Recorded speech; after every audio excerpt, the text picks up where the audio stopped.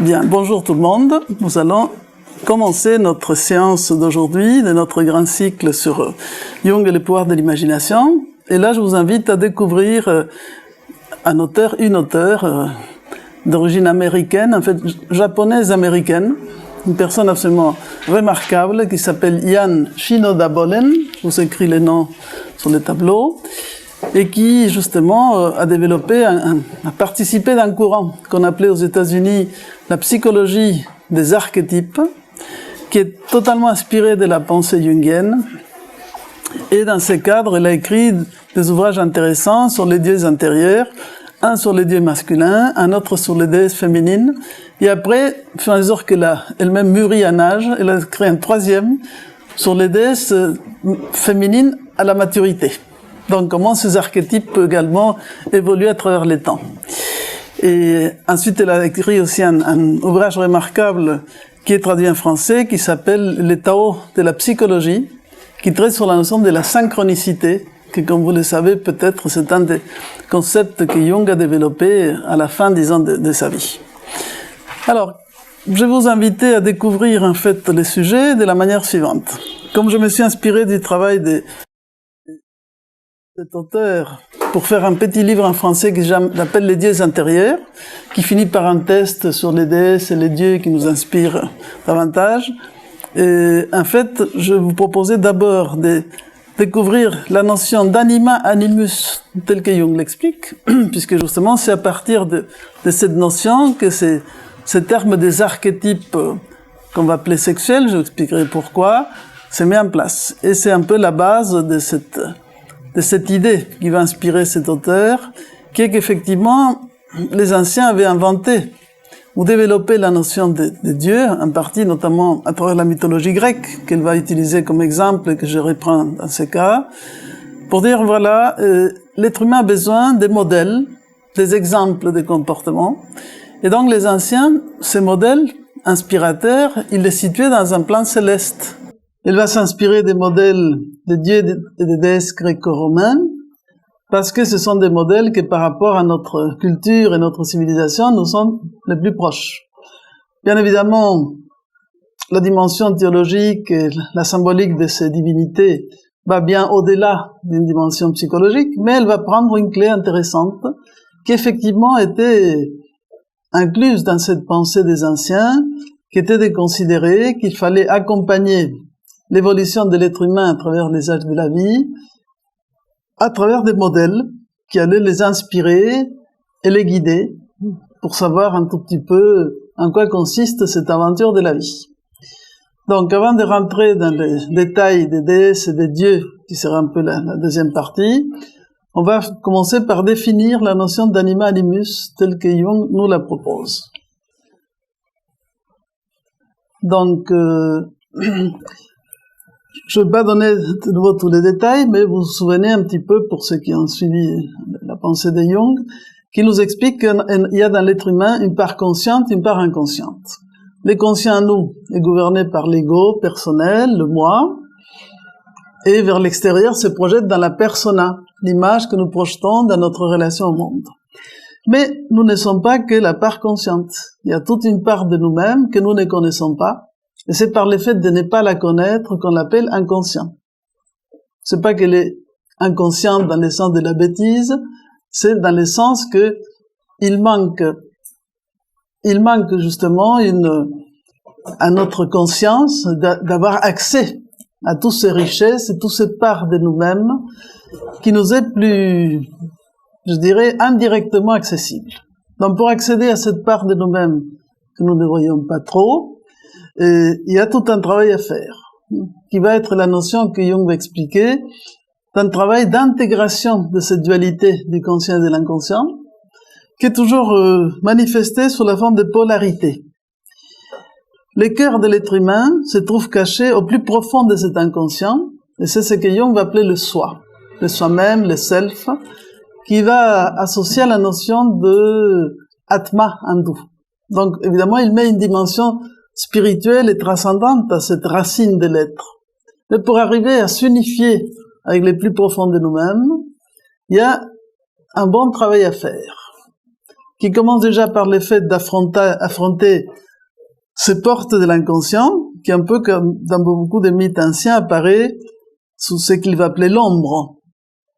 Tout ce que nous ne voulons pas accepter de nous-mêmes, la peur, entre guillemets, de l'inconnu, de rentrer dans l'obscurité, dans quelque chose qui nous semble un peu menaçant.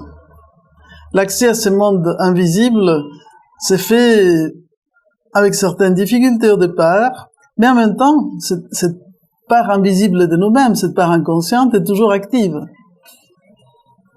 Dans notre éducation et nos sociétés modernes, ce que Jung va regretter en quelque sorte, c'est cette idée que nous sommes tellement penchés du côté du conscient qu'on a négligé cette part, disons, intime ou intérieure de nous-mêmes. Et comme on l'a négligée, elle ne se manifeste qu'à travers les rêves ou à travers des déformations, des projections de cette ombre. Donc il va un petit peu nous inviter à faire un travail qui est celui d'intégrer progressivement ces parts de nous-mêmes. Les parts du connu et de l'inconnu, du visible et de l'invisible, du lumineux et du sombre. Et il va expliquer qu'au fur et à mesure que l'on rentre vers cette intériorité, une chose importante qui se trouve dans cet inconscient est celle qu'il va appeler les archétypes sexuels, dans le sens de la complémentarité inconsciente de ce que nous sommes au niveau conscient, au niveau observable. Ainsi, il va dire, l'homme dans le sens du masculin, porte en lui, dans son inconscient, une image du féminin, et cette image du féminin de l'inconscient, il l'appelle anima. La femme porte dans son inconscient une image du masculin. Et cette image du masculin de la femme, Jung l'appelle animus. Peut-être ce mot anima, animus, vous avez un petit peu entendu parler, mais on va essayer de le clarifier un peu plus. Les mots, il les reprend un peu du latin, mais il va leur donner un sens très particulier. Et il va nous expliquer qu'effectivement, tout au long de notre vie, nous allons actualiser différentes facettes de ces archétypes, qui s'éveillent effectivement à partir de la puberté, à partir de l'éveil, disons, des caractéristiques sexuelles. Pour ça, il va parler de faire une association avec l'aspect sexualité ou polarisation du masculin-féminin dans chaque être humain. L'idée étant que justement, comme nous ne pouvons pas rentrer en contact direct avec notre inconscient, eh bien, on va les projeter à l'extérieur. Et c'est pour ça que l'homme va chercher la femme, ou disons sa complémentarité à l'extérieur. Il y aura les célèbres coups de foudre. Et qu'est-ce qui va faire qu'on est attiré par telle fille ou tel garçon, telle personne ou autre? C'est parce que cet être projette à l'extérieur des qualités qui nous parlent de ce qu'on essaie de réaliser à l'intérieur de nous-mêmes. C'est ça, c'est subtil comme histoire. Donc, après ça peut marcher ou pas, il y a des évolutions parallèles entre les êtres, mais l'idée est justement de toujours trouver à compléter en soi ce deux polarités du masculin-féminin. Maintenant, on va voir tout à l'heure dans quelques diapos quel sens très particulier il donne à ces archétypes du masculin-féminin, qui est aussi une notion que je trouve extrêmement originale. Et en tout cas, tout ce travail de complétude de l'être humain, avec sa complémentarité, doit le conduire vers ce contact avec la racine transcendante de lui-même. Et tout ce travail d'intégration de soi-même et des relations aussi avec les autres, eh bien, passe par un travail que Jung va appeler le processus d'individuation. Peut-être certains ont entendu ce terme, processus d'individuation. Individu dans le sens de l'être qui devient une unité, puisqu'effectivement, au fond de nous-mêmes, nous cherchons tous à redevenir un. On est un peu éclaté et on veut savoir comment redevenir un. C'est pour ça qu'au niveau symbolique, la fin du processus, il associe un terme alchimique qui est la notion de la hiérogamie, l'union sacrée du roi et de la reine, c'est-à-dire du plus haut de nous-mêmes, de ce masculin-féminin dans sa clé la plus subtile et la plus, disons, spirituelle. Bon, alors, donc, ces archétypes, donc, ce messager du soi, représenté par la polarité complémentaire, et ces messagers exercent une facilitation dont il faut prendre conscience pour élever progressivement l'amour du plan biologique au plan spirituel. Toute l'idée est que justement, au fur et à mesure que nous grandissons à travers les âges de la vie, et ça c'est un autre sujet que Jung a étudié, assez intéressant sur l'évolution et l'essence de chaque âge de la vie, eh bien, nous allons, depuis une découverte, disons, biologique des forces de la vie et de l'amour, vers un combat dans l'existence, une affirmation de ses potentiels, et à la fin, une certaine sagesse. Donc, il y a quand même un sens à ces périples qui réalisent la conscience. Alors, maintenant, ça c'est, je pense, la partie la plus importante, c'est de comprendre, dans la petite fiche qu'on vous a donnée, qui est recto verso, dans les versos, vous avez deux tableaux, dans celui-ci et l'autre, comme ça, vous n'allez pas vous perdre complètement dans cette explication. Alors, en réalité, ce que Jung explique, c'est que pour lui, ce monde féminin, ce qui va caractériser les principes féminins, c'est l'essence de l'amour, la force de l'éros, la force de ce qui unit les choses. Donc, l'anima, il l'associe à la notion d'éros. L'éros, il l'associe également au souffle. Qu'est-ce qui nous relie entre tous? C'est que nous respirons les mêmes airs. D'accord? Et en même temps, effectivement, chacun est assis à sa place. Donc, il y a des choses qui nous différencient, qui nous séparent, et des choses qui nous interpénètrent. Donc, sentir ce qui nous rapproche, relier, établir justement cette vie relationnelle, affective, éveiller les facultés de l'imagination, la sensibilité, l'intuition. Tout ça, ce sont les caractéristiques et les qualités de l'anima. En quelque sorte, la femme porte ça naturellement dans son conscient, et l'homme dans son inconscient à travers cette notion de l'anima. Mais le principe, c'est que l'anima donne à l'homme la capacité de mettre les pouvoirs au service des autres et se connecter avec sa vulnérabilité. Il se connecte avec ses sentiments. C'est pour ça que par l'amour, disons, l'homme va devenir créatif. Elle devient donc également la muse inspiratrice. Alors, il y a aussi des aspects lumineux et des aspects sombres de l'archétype. Dans l'aspect sombre, cette figure féminine, cet anima peut devenir la sorcière ou une force castratrice. Enfin, il y a des peurs, entre guillemets, qui vont apparaître en rapport avec ces archétypes. Et toute personne qui canalise mal son anima peut développer une instabilité affective, quelques difficultés d'immaturité, disons, dans sa psyché. Si nous prenons l'élément complémentaire, nous avons effectivement l'animus, que Jung associe à la notion du logos. Le logos dans le sens des raisons, intelligence, pensée. Et le logos est associé au principe de la lumière. La nuit, on dit, tous les chats sont gris. Le soleil se lève, et qu'est-ce qui se passe à partir de l'aube? Les ombres se dissipent, les formes se différencient. Chaque chose devient distincte. Donc, on voit clairement. On parle de clarté, de voir clairement. Donc, la lumière est toujours associée à l'image de la sagesse, de la connaissance et de la vision. Donc, en fait, il est en rapport, le logos, avec le savoir, ce qui nous distingue. Vous voyez, les deux mouvements sont nécessaires. Il faut en même temps relier et différencier. Quand nous avons abordé les sujets de Gilbert Durand dans un de nos ateliers, on expliquait qu'il parle des régimes de l'imaginaire, et il y a un régime qu'il appelle diurne, qui est associé à cette force solaire tranchante, un peu le principe du logos et de la dualité, et le nocturne qui est plutôt fusionnel, dans lequel les choses s'unissent. Donc, Eros unit, il enlève la différenciation, logos différencie, sépare. Donc, il représente l'activité structurée, la clarté mentale, il donne initiative, objectivité, sagesse spirituelle. Donc, cet animus donne à la femme l'intériorité spirituelle et la connecte à sa propre force. Vous voyez comment se joue le complémentaire. Donc, ça apparaît sous la forme du guide intérieur, et l'ombre sera les démons de la mort, l'autoritarisme, la tyrannie. La mauvaise gestion de l'animus peut donner, disons, dans la femme une tendance, justement, un excès entre guillemets, de pouvoir, d'autorité ou d'intellectualisation. Ça va pour à peu près les notions? Alors, on va faire un petit pas de plus. Ces archétypes sont des modèles de comportement que chaque civilisation représente de façon particulière. Donc ça aussi, c'est un point important. Jung va parler des archétypes, ces modèles inspirateurs, archéos, typos, premier modèle, mais il dit qu'en fait, c'est comme s'ils étaient en tant que tels vides. Ce sont des fonctions que chaque civilisation va remplir sous des formes particulières.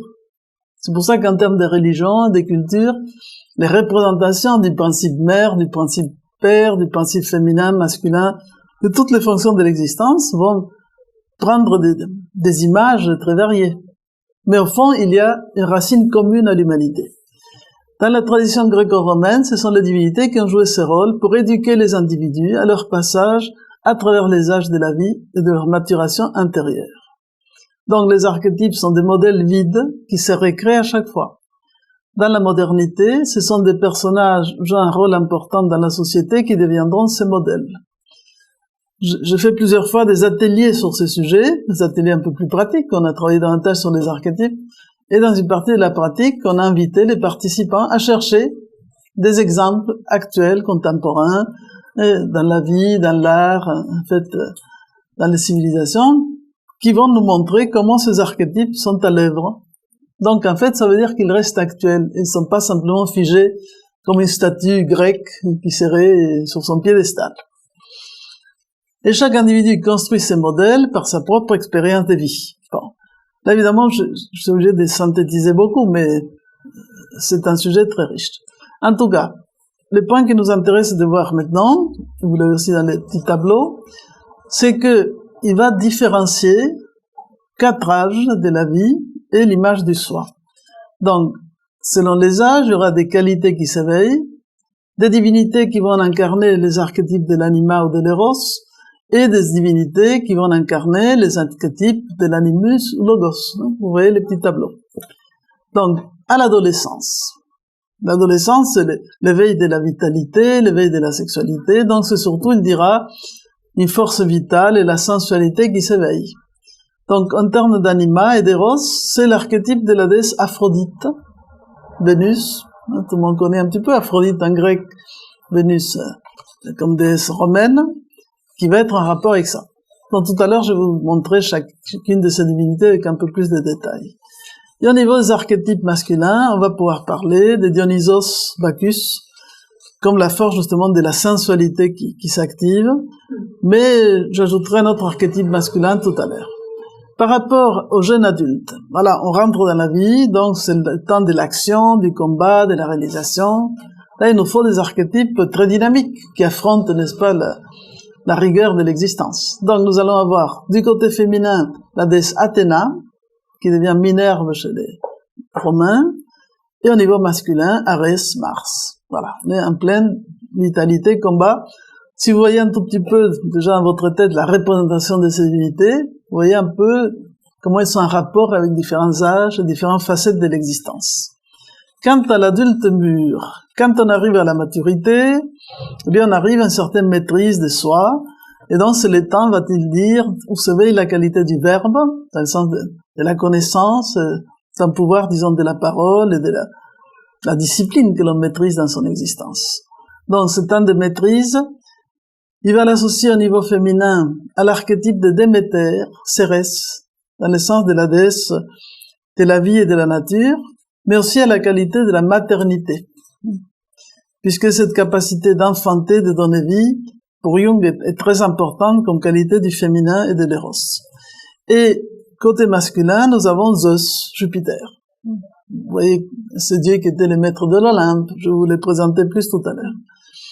Par rapport à l'adulte vieillissant, eh bien, il arrive un moment dans lequel, dans les cycles de l'existence, on est un peu dans le chemin de retour. Ce retour qui n'est plus dans le mouvement extérieur, l'activité foisonnante, c'est un temps de repli sur soi, de retour sur soi, dans lequel les valeurs spirituelles doivent l'emporter sur la simple, entre guillemets, cumulation des biens, disons, matériels. Disons, cette 4e âge nous amène à éveiller l'archétype de la pensée et la signification. C'est un temps de réflexion, d'intériorisation, de chercher l'essence des choses. Alors, je vais placer comme archétype féminin Héra, Junon, puisqu'effectivement, c'est l'épouse de Zeus, mais en fait, c'est surtout la déesse qui synthétise tous les aspects du féminin. J'expliquerai tout à l'heure. Et au niveau masculin, on pourrait placer dans la mythologie grecque, bien sûr, Chronos, l'ancien, le père de Zeus, Mais j'ai préféré la figure d'Orphée dans l'exemple que je vais vous donner, puisque c'est également l'initié, les sages, l'être qui transcende l'espace-temps et qui arrive à cette intériorité profonde. Et l'image du soi, alors là, Jung va beaucoup expliquer l'image du soi, qui est en fait une sorte de sagesse hors du temps. Il va toujours la représenter sous deux formes. Une, disons, c'est un peu la grand-mère, disons, une sorte de personnage très ancien. Il associe à celui qui est là depuis les commencements des temps. Donc c'est un vieillard très ancien, une grand-mère, entre guillemets, vraiment comme dans beaucoup de mythes anciens, on va le voir apparaître. Et lui-même va représenter dans certains de ses ouvrages, notamment dans les livres rouges, il va représenter sa propre figuration de ce que pour lui était l'image de sa propre image de son soi. Et c'était un personnage très sage avec une grande barbe qu'il va appeler Philémon. Bon, mais ça c'est pour la nostalgie. Donc voilà quelques images où ces masculins féminins se retrouvent quelque part. Et en bas vous avez un tableau très très connu. Ah, le téléphone doit... Quel est ce tableau très connu qui est là? Botticelli. Oui, ça c'est pas le tableau, mais c'est le peintre. Et ça s'appelle le printemps, la primavera, c'est ça? Le printemps ou bien le jardin de Vénus. Alors, vous avez effectivement ici deux parties dans ce jardin. Nous avons d'une part, bon d'abord ça c'est Vénus, la belle Vénus, avec une moitié où il y a Chloris, en fait, qui est c'est Phire, qui va, qui est un vent, un souffle, qui va féconder une nymphe qui s'appelle Chloris. De sa bouche commence à sortir des fleurs, et de là va naître, en quelque sorte, Flora. Donc, c'est la nature qui s'épanouit, qui rayonne, n'est-ce pas? C'est l'amour qui donne la vie. Là, on a un petit Eros, avec sa flèche. Donc, ce côté d'Aphrodite, Vénus a une main vers le bas. L'autre côté, la main s'élève et nous avons les trois grâces. Les trois grâces font une ronde, deux ont des bijoux, la troisième n'a rien, et celle qui a rien est justement celle qui est, disons, visée par la flèche de Cupidon, et elle-même regarde vers ce personnage qui, bien qu'il a l'épée comme Arès, comme Mars, dégage quelque chose vers le ciel, et ce qu'il a dans la main, ça se voit pas trop, il faut nous faire confiance, c'est le caducée de Mercure. Donc, il signale vers le ciel. Il signale, disons, vers ce petit espace dégagé dans la grande forêt du jardin de Vénus. Pourquoi il y a ce double aspect? Parce que justement, ce principe d'Eros, d'Aphrodite, a un aspect qu'on appelle Vénus Pandemia, donc celle qui porte l'amour et la vie et la génération dans le monde, et l'autre, la Vénus Urania, qui monte vers le ciel, vers la dimension spirituelle et transcendante. Donc il y a tous les schémas de l'amour qui sont symbolisés dans cette image. Alors, je présente juste les 4 phases, et ensuite on va passer au deuxième diaporama, on va rentrer dans les déesses, et ensuite le troisième sur les dieux. Alors juste un petit récap. Donc c'est un petit peu avec un certain sens de l'humour, hein. Donc l'âge de la sensualité, Jung va parler dans cette période de la femme primitive et l'homme sauvage. C'est-à-dire, on est dans cet éveil de la sensualité, des pulsions. Donc, quelque part, la figure d'Aphrodite, dans sa première clé, disons plus sensuelle, est celle qui va être en rapport avec ça. Et cette image dans laquelle on a une réplique d'une belle Vénus grecque à côté d'une Barbie nous donne un peu le jeu des ombres et lumières de l'archétype. Et à côté, on a Dionysos, qui vit plusieurs aventures, et en particulier, il épouse Ariadne, abandonnée par Thésée. Deuxième phase du processus, l'âge du combat pour la vie. Là, on aura l'archétype de la femme guerrière et l'homme d'action. Donc, on peut avoir diverses figures d'Athéna. Je vais aussi rentrer dans les détails. Pour l'instant, vous retenez les phases. Qui va depuis l'aspect combatif de cette déesse, vous connaissez un petit peu, je pense, jusqu'à l'aspect mental, puisque c'est une intelligence créatrice et active, d'où les figures que vous voyez là, y compris Simone Weil. Et du côté masculin, il y a Arès, avec toutes les caractéristiques, disons, les plus connues de ce dieu de la guerre, Mars, mais également également, il y a d'autres divinités que je mettrai tout à l'heure en parallèle. C'est Simon Veil, la figure en bas. Après, l'âge des responsabilités, le troisième, il va parler de la femme vénérée et l'orateur. Donc, on a la figure de Déméter et la figure de Zeus. Et la figure de Déméter devient la Dea Mater, sous toutes les formes, disons, toutes les couleurs au long des mythes de l'histoire. Et on arrive à l'âge de la réflexion, la sapientia, le logos, avec Héra d'un côté et Orphée de l'autre. Voyez, donc ça c'est les 4 pas, les 4 étapes, et après on verra les archétypes. Donc, rappelez-vous simplement que cette phrase de Jung qui dit « On habite son moi et on chemine vers son soi ». Donc en fait, l'être humain est un tout petit peu inachevé. C'est pour ça qu'on a toujours un peu la sensation qu'il nous manque quelque chose. Et c'est quelque chose qui nous manque, c'est justement retrouver cette unité fondamentale, la racine de l'être.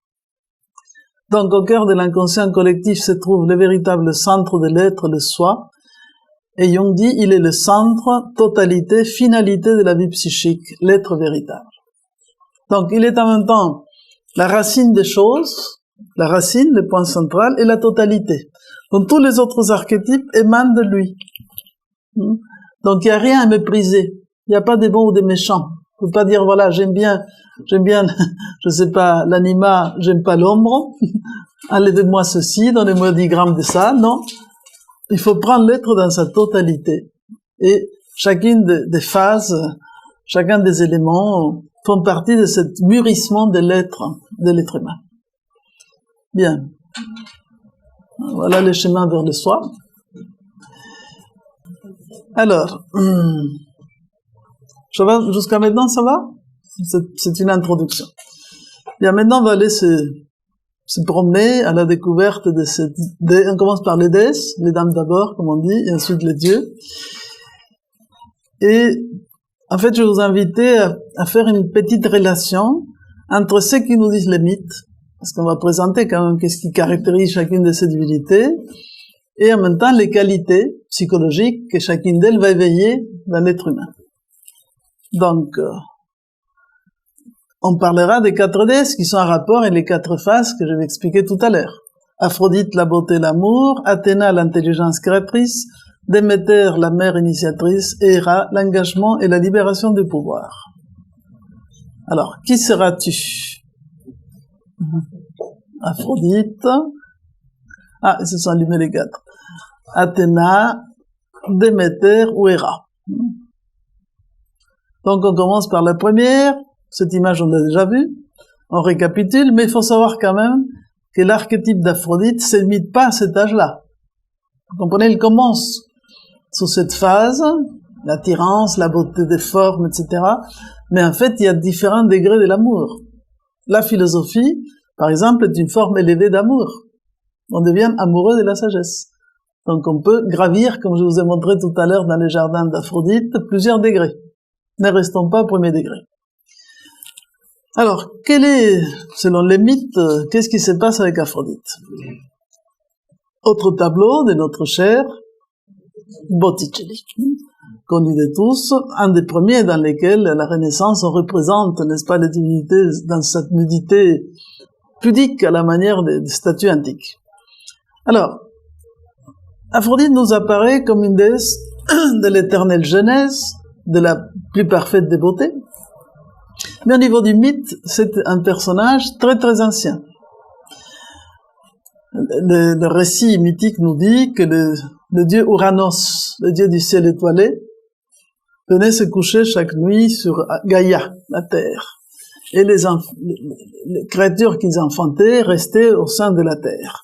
Donc Gaïa n'était pas très contente de ça, et à un moment donné, elle va armer un de ses enfants, qui va s'appeler Chronos, qui, une nuit, quand Ouranos arrive, sort avec une faux et il fauche les organes génitaux d'Ouranos.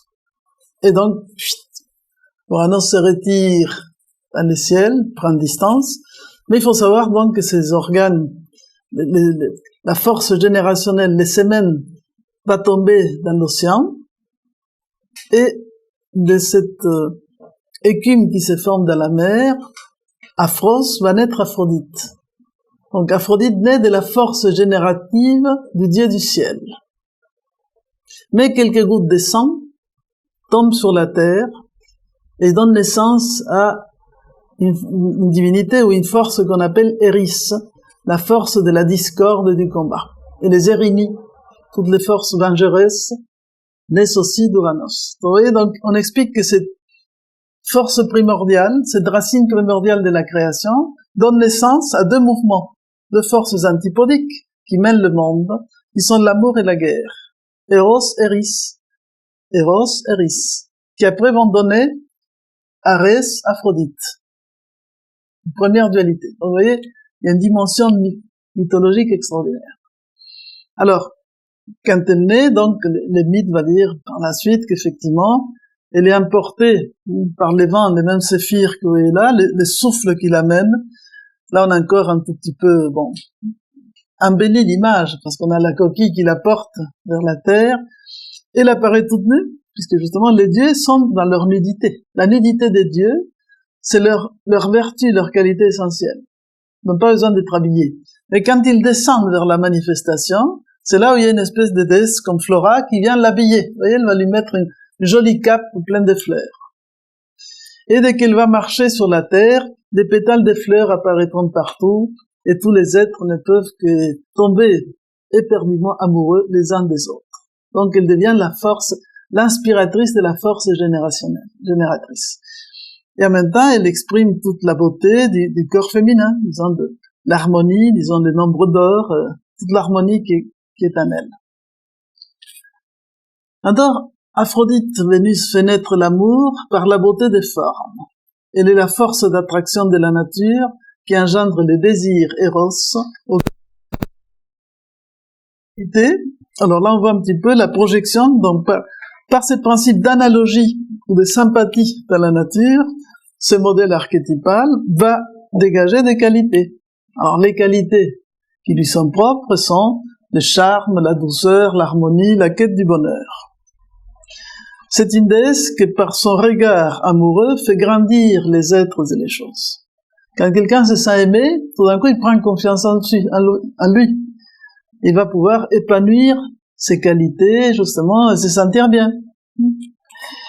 Ces excès, sexualité sans amour, immaturité, narcissisme. Donc, il y aurait beaucoup à dire, mais là, on reste sur des petites images. Alors, là, vous avez effectivement un tableau aussi célèbre qui parle de l'amour profane et l'amour sacré. Je viens de vous donner la clé. Lequel est le profane et lequel est le sacré? Pardon? Le sacré est? Exactement. Par rapport à ce que je viens de dire, l'image de cet amour sacré, c'est la figure qui est nue. Parce que justement, ça symbolise l'être dans sa nudité première. Et celui qui est habillé va représenter un petit peu le monde des apparences, c'est un petit peu les masques avec lesquels on se recouvre.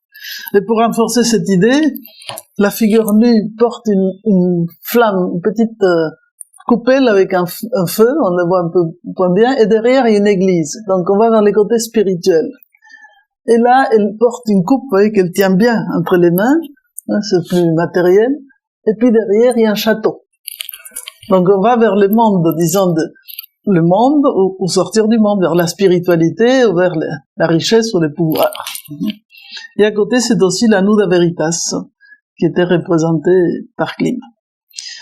Donc, d'une manière un peu, comment dirais-je, rapide, voici quelques images de cet archétype Vénus dans l'aspect de la beauté, des formes, de la féminité, n'est-ce pas, avec quelques actrices de temps passés, dont certaines étaient considérées comme des divas, Greta Garbo, n'est-ce pas, Marlene Dietrich, et ensuite Marilyn Monroe, malgré qu'elle essaie de se détacher de cette image d'Aphrodite, elle va incarner pour beaucoup de monde cet archétype, et Brigitte Bardot qui fait une sorte de révolution dans la figure du féminin. Mais il y a aussi d'autres images de cet archétype qui me plaisent bien. Par exemple, Audrey Hepburn, vous connaissez, n'est-ce pas? C'est une actrice. Ce sont des petits exemples. Je peux pas vous défiler toutes les images d'Aphrodite, mais c'est pour donner un petit clin d'œil, pour voir comment on peut raisonner, pour travailler par analogie sur ces images symboliques. Et alors, vous connaissez, c'est une actrice d'une élégance absolument incroyable. Enfin, peut-être pour les plus jeunes générations, tout ça est du siècle dernier. Je vous dis peut-être pas grand-chose, mais bon, si vous cherchez par Internet, vous allez voir. C'était une figure remarquable, mais en même temps d'avoir une élégance, une beauté rayonnante et très discrète. Elle avait un sens du don, de la générosité, donc elle va faire beaucoup de choses pour aider, disons, beaucoup de monde. Donc elle disait, pour avoir une figure svelte, partage ton repas avec ceux qui ont faim. Mais elle le dit, elle le fait, donc c'est ça qui est bien. Donc c'est un visage de la générosité aussi. Bon, deuxième phase, l'âge du combat pour la vie, la femme guerrière et l'homme d'action. Alors là, on rentre dans Athéna. Tatan. Bon, on revient toujours à ce monde de grec. Là, c'est un vase grec. Je vais vous les déchiffrer un petit peu. D'où vient Athéna? La divine et puissante Athéna. Alors là, l'histoire est aussi, les mythes grecs, vous avez de tout. Ils sont plus extraordinaires les uns que les autres. Donc Zeus tombe amoureux d'une déesse qui s'appelle Métis. Métis signifie la prudence, l'intelligence rusée, la pensée habile. Mais un oracle va lui dire que s'il a un enfant qui naît de son union avec cette déesse, il risque de le détrôner. Et comme dans cette famille des premiers dieux grecs, il y a toujours Ouranos qui est détrôné par Chronos, Chronos par Zeus, vous voyez, une espèce de traumatisme du détrônement, il ne veut pas oser. Donc, mais en même temps, il est attiré par Métis. Alors, par une ruse qu'il va faire lui-même, comme Métis peut se métamorphoser dans toutes les formes, il lui dit alors, est-ce que tu peux devenir une panthère? Il devient une panthère. Est-ce que tu peux devenir un arbre? Il devient un arbre. Est-ce que tu peux devenir quelque chose de tout petit? Donc, elle devient une espèce de petit insecte. Et il avale Métis. Donc, la manière de s'unir de Zeus avec Métis, c'est qu'il l'avale. Mais l'histoire ne finit pas là. Donc, de cette union étrange entre Métis et Zeus, au bout d'un moment, Zeus a mal à la tête, très très mal à la tête. Donc il demande à Héphaïstos, qui est le dieu que vous voyez là avec la double H, de faire quelque chose. Il a très mal à la tête. Alors, au lieu de prendre Doliprane, Héphaïstos donne un coup sur la tête de Zeus, et dès la tête de Zeus naît une figure féminine, qui est donc la déesse Athéna, qui surgit adulte, vous voyez, mûre, armée, casquée, comme vous la voyez là. A plus de mal de la tête, ne vous inquiétez pas. Donc vous voyez que c'est quand même symboliquement incroyable. Elle naît de la tête de Zeus. Après on verra autre dieu qui va surgir de sa cuisse, parce que ce Zeus est quelqu'un de remarquablement intéressant. Je parlerai tout à l'heure. Donc elle est la fille, vous voyez, du pouvoir, de l'énorme puissance du dieu qui gouverne l'Olympe, et de l'intelligence rusée. Ça va être quelqu'un, c'est Athéna, hein, c'est pas n'importe qui. Donc ça va être la déesse parmi toutes les déesses qui est la plus guerrière, la plus combative, et c'est qui a, je dirais, les plus de logos dans le monde de l'éros. Donc elle représente cette part du masculin dans le féminin. Et donc après, il y a toute une série d'histoires, il combat les titans avec toute la famille des Olympiens, et à un moment donné, justement, il y a le combat entre elle et Poséidon pour savoir lequel des deux deviendra la divinité protectrice de la ville d'Athènes, qui était gouvernée par Poséidon. Alors il y a un concours, et finalement c'est elle qui gagne, en offrant aux Athéniens l'olivier, puisque l'olivier est son arbre emblématique. Avec l'olivier, vous pouvez faire de l'huile, donc ce qui nourrit le corps, mais également cette huile peut alimenter les lampes. Parce qu'à l'époque, on s'éclairait avec des lampes à huile. Je ne sais pas si vous... Mais c'était pas encore les lampes actuelles. Pardon. Ni les LED. Donc, elle apporte un don qui est considéré par les Athéniens remarquable, et d'où le nom de la ville d'Athènes, qui est protégée par la déesse Athéna. Elle est associée à la sagesse, la connaissance, mais aussi elle préside les métiers manuels. Elle sera en grande amitié avec Héphaïstos.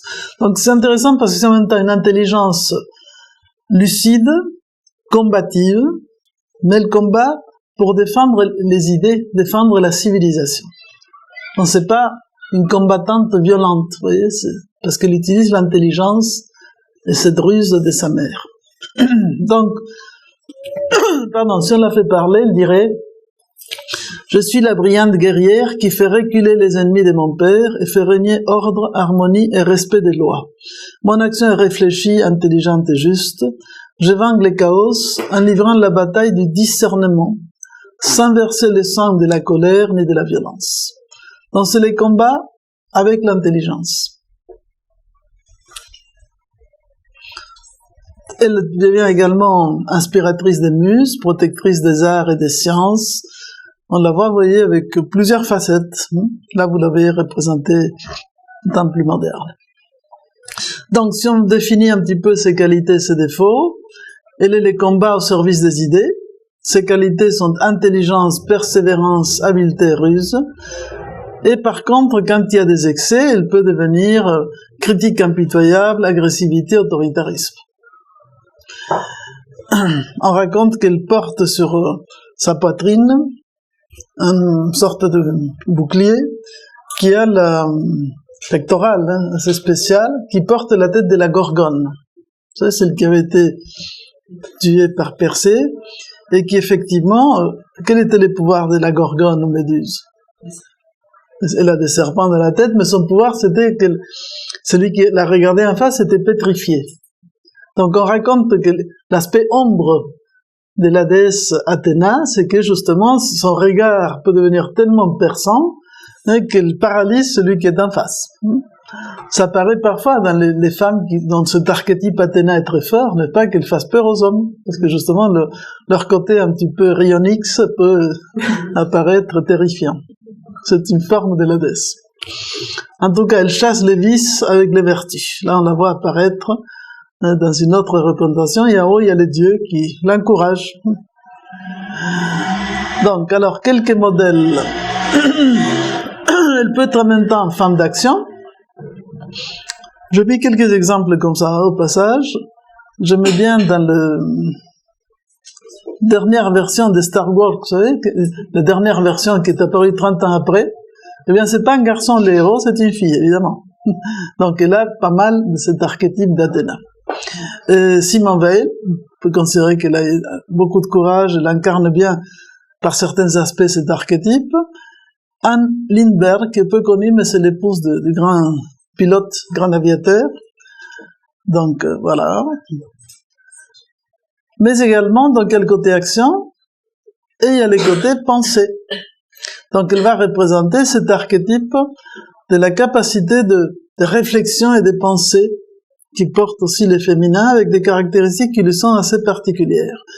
Donc là, on voit, bon, vu le fait qu'au niveau historique, la femme était un petit peu exclue de certaines activités pendant quelque temps, eh bien, on aura les premières, à la fin du 19e siècle, toutes les travails pour obtenir plus de droits pour la femme, etc., sont sous l'influence, disons, un petit peu de la figure d'Athéna.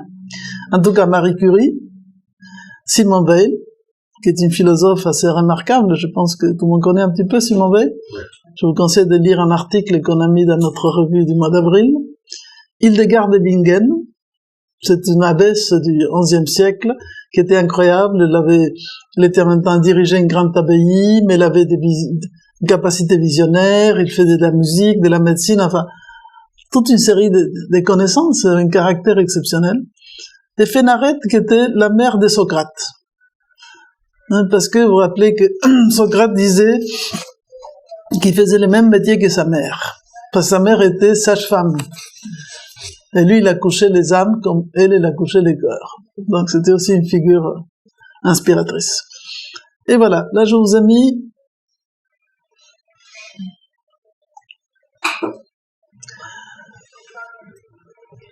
Je vous ai mis la figure, une figure qui a un petit peu un rapport avec cet archétype, Rita Levi-Montalcini, neurologue italienne, qui a eu un prix Nobel de médecine en 1986. Et vous voyez, le corps prend des rides, c'est inévitable, mais pas le cerveau. Maintiens ton cerveau enthousiaste, actif, fais-le fonctionner et il ne se dégradera pas. Une belle image d'une personne mûre. Donc, bon, là, j'ai laissé une figure de la nouvelle Athéna, disons, incarner cet archétype d'une manière un peu positive, implique une énergie constructrice, libératrice du talent créateur, en coopérant avec l'homme, sans chercher à devenir sa rivale. On arrive maintenant à l'archétype de la femme vénérée, donc liée à Déméter. Alors Déméter, Déamater, vous la trouvez effectivement en Grèce, on la trouve depuis la préhistoire. Justement, demain, je vais faire une petite conférence type live conférence, je sais pas comment ça s'appelle, live, enfin, je dirais par Zoom, autour des différents visages de la déesse, comme la terre nourricière, puisque je vous rappelle que demain, c'est la journée de la terre. Et dans ce cadre-là, Nouvelle Acropole organise beaucoup d'activités dans chacune de nos écoles en France, en Europe, dans le monde entier. Donc on va essayer d'honorer un petit peu ces principes. Donc évidemment, elle est en rapport avec cet archétype. Donc elle est effectivement la mère nourricière, source de vie, source de mort. Elle dirait, je porte tous les fruits de la terre. J'ai appris aux hommes à enterrer la graine et attendre patiemment qu'elle mûrisse, un épi doré, après son sacrifice. Je suis Déméter. Alors, qu'est-ce qu'on veut dire avec ça? Voilà une représentation romaine de Tellus comme la mère terre. Dans cet archétype qui incarne en fait la maternité et la force génératrice de la vie, il y a maintenant quelque chose que les Grecs avaient développé de manière importante, c'est la notion de comprendre les mystères de la vie. Et pour ça, Déméter n'était pas simplement les blés que l'on plante et qui poussent.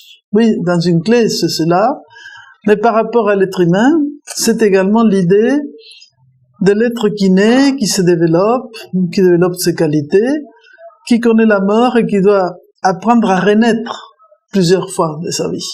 Et tout au long de la vie, on va connaître plusieurs petites morts et plusieurs renaissances. Mais si pour les anciens, la notion d'initiation et de sagesse devait conduire à bien savoir être et pas seulement faire, aujourd'hui nous ayons perdu ça, nous ne sommes pas initiés au mystère des âges de la vie. Donc nous passons d'une phase à l'autre sans savoir bien ce qui nous arrive. On constate des modifications biologiques, on se pose beaucoup de questions, mais au niveau psychologique, au niveau intérieur, de quoi je suis responsable dans les passages à chaque âge n'est pas très clairement défini.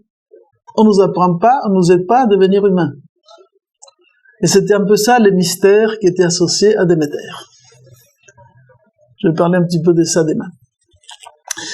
Déméter Cérès, la mère nourricière, éducatrice à la vie. Donc son rôle fondamental est qu'elle inspire et l'éduque à la vie. Avec des qualités d'écoute, de générosité, de don de soi, de sens du sacrifice.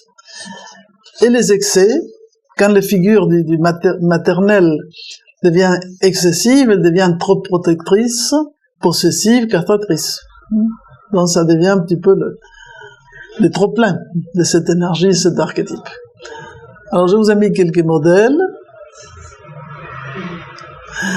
Françoise Dolto, tout le monde connaît, hein, c'était une psychiatre, je ne sais pas si psychanalyste française qui a fait énormément de travail par rapport aux enfants autistes et travaillé également sur le développement de l'adolescence. Hein, celle qui développe la théorie du homard, comment l'adolescent, quand il rentre à l'adolescence, il passe une crise parce que justement c'est un peu comme s'il était tout nu, hein, et il faut qu'il puisse préparer sa nouvelle peau.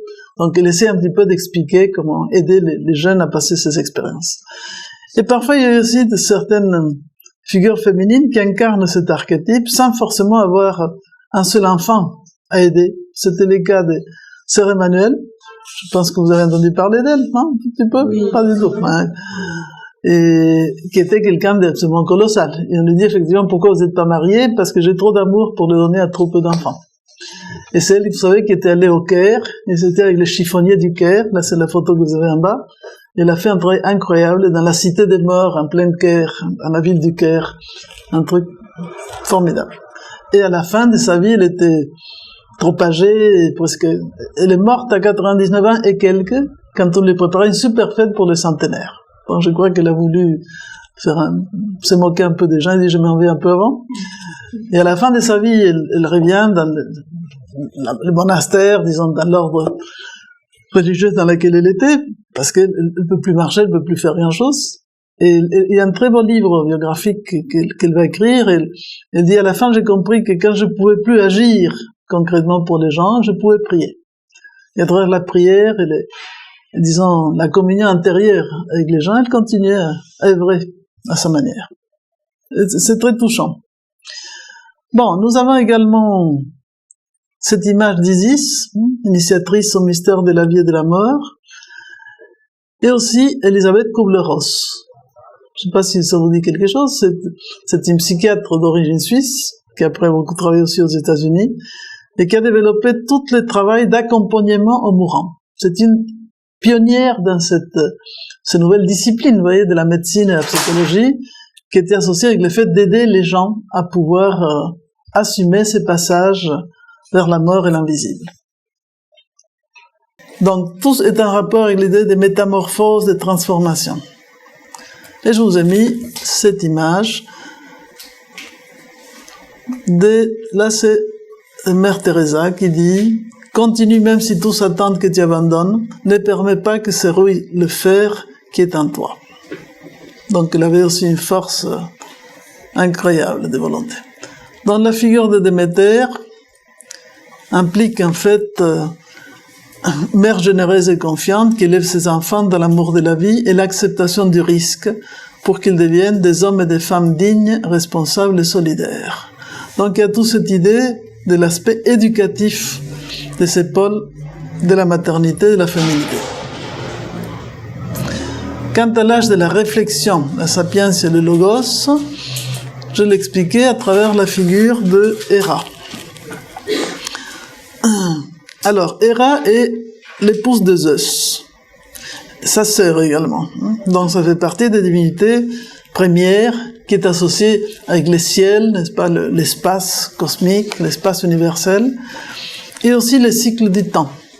C'est une déesse qui embrasse la totalité de l'année. C'est pour ça qu'on raconte qu'au printemps c'est une jeune fille, dans l'été elle est une épousée, et dans l'hiver, elle devient veuve, disons, elle vit un moment dans lequel elle se sépare, disons, de son époux. Et quand elle arrive à cette phase de la vieillesse, avec le nouveau cycle, elle se baigne dans une source sacrée, et elle rajeunit. Donc en fait, elle passe par une sorte de renaissance ou régénération. Donc c'est pour ça qu'elle est le cycle de l'année. Et en tant qu'épouse de Zeus, elle apparaît avec une mauvaise presse, on dirait elle est très jalouse de Dieu, etc. Donc, elle envoie des épreuves aux héros, notamment Héraclès. Mais en réalité, Héra est celle qui permet aux héros de développer ces qualités pour justement affronter les épreuves et devenir victorieux. Par moi se libère la puissance au cœur des êtres, dans l'humilité, le service et l'exigence, dans mon royaume rayonne la paix des cœurs, lorsqu'ils vivent au même rythme, je suis Héra. Donc elle est associée à tout ce qui est la libération du pouvoir féminin, qui est un petit peu différent de l'expression du pouvoir au masculin. Comme le pan qui est mon symbole, j'ai fait tourner la roue du temps, et le pan était son animal, oui, avec tous les grands yeux de sa queue majestueuse, et je ferme les cycles de l'année pour le faire renaître et rajeunir une fois de plus. Je suis Héra. C'est ce que je viens de vous expliquer. Donc, quelles sont les qualités qu'on lui attribue ? Elle est le pouvoir, la fidélité, elle prouve la force des engagements. C'est la divinité des engagements. C'est la capacité justement de s'engager. Pour ça, elle est associée à l'idée du mariage, déesse du mariage, la prospérité du couple. Elle est l'épouse honorée. Donc on a vu déjà tout à l'heure en quelque sorte la fille, la mère, l'épouse. Donc c'est les différentes fonctions. Ces qualités fidèles, patientes, elle évoque les feux sacrés, les charismes. Elle fait éclore les potentialités. Ses défauts sont l'orgueil, la jalousie et la rancune. Donc en réalité, il y a deux aspects de cette déesse de cette déesse, entre guillemets, Héra, c'est qu'elle est associée avec la notion aussi des reines, des figures du pouvoir. Donc là, j'ai mis quelques figures de femmes, disons, qui ont connu le pouvoir à un moment donné. Et